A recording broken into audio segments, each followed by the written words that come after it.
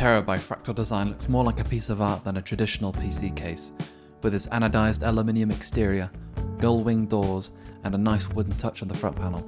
This is a PC case for adults. Unboxing the case is quite the experience. It's protected by cardboard and a cloth bag instead of the typical polystyrene and plastic that you'll see with most cases, which is really nice to see. It comes in 3 colours. You've got black, silver, and jade, which is this one, and has a really nice shade of green, which coupled with the wooden front panel gives it this naturey aesthetic, which I personally really like. To take off the panels, we just lift up the sides from the bottom, then push down on this latch and lift them off. And for the top, just pull gently on the leather tab and it comes right off. For the CPU, I'm using a Ryzen 5 3600. This is one of the most popular CPUs on the market back in 2019, meaning there's an abundance of people selling them as they upgrade, so right now they are dirt cheap. Building in a case this small means my choice of CPU cooler is limited, but at only 65 watts, the Noctua L9A shouldn't have a problem. Insert your CPU into your motherboard by aligning the small triangles and dropping it gently into the socket. Apply a pea-sized amount of thermal paste and spread it with a spatula if you have one. Remove the screws and brackets from the socket. Lower the cooler onto the CPU and whilst holding it carefully, flip over the whole thing. Align the backplate and diagonally screw it in. Plug the fan into the CPU cooler header on the motherboard. Insert your RAM sticks by pressing on each side firmly until you hear a click. Unscrew your NVMe heatsink if you have one. Insert your drive and screw it back in. And now your motherboard's done. Let's move on to the case. Let's remove the GPU bracket to make it easier to work in. There are 2 thumb screws on the GPU side and 1 screw at the back of the case. A really cool feature about this case is that you can adjust the spine and give your CPU or GPU more clearance depending on the size of the components that you have. Moving the spine closer to 1 will give you more CPU clearance, and closer to 7 will give you more GPU clearance. Insert your motherboard I/O shield, making sure it clicks on all 4 sides.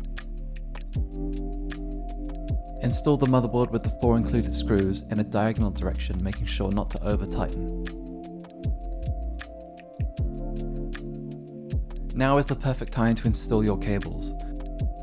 Plug in your USB-A, USB-C if you have it, which I don't, and your power switch, which on this motherboard is these pins in red.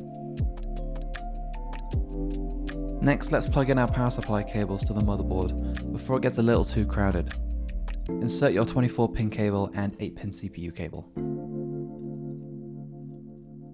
For power, I'm using this EVGA 650W SFX power supply, which is more than enough for these components. We're going to install it with the fan facing outwards, as we don't want it breathing in hot air from the GPU on the other side. Remove the PSU bracket by taking off these 2 screws.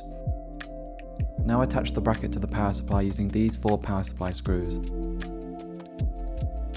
Before putting it back in the case, let's insert our cables now to make it a little easier. Now that's done, screw the PSU bracket back onto the frame just like how you found it.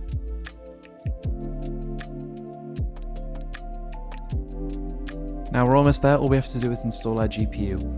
I'm using a 3070 because anything beyond that is overkill for the CPU. Grab the riser that you put to the side earlier and remove the GPU mounting screws. Place your graphics card into the X16 slot and then put those 2 thumb screws back in. Place the riser and graphics card back into the case and screw it all back in the same way that you took it out. Plug in your power supply cables for your graphics card. And finally, plug in your riser cable back into your motherboard. And that's it, let's turn it on. So there you go, that's how you build in the Fractal Design Terra. Overall, it's a very pleasant case to build in, very easy and aesthetically stunning, but you are paying for it, it's an expensive case. And another downside I found is that it's thermally very hot and very loud. So in the next video, we're going to be trying to optimize this case for the best temperatures and the lowest noise levels. So subscribe and stay tuned for that. If you want to pick up this case, links in the description, and I'll see you in the next one.